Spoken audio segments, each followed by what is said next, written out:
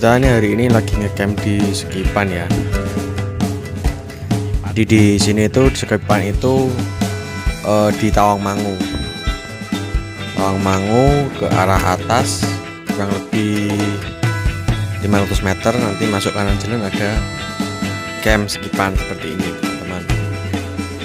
Wah, ini ada Om Endro, ada Bunda, ada Nuna juga.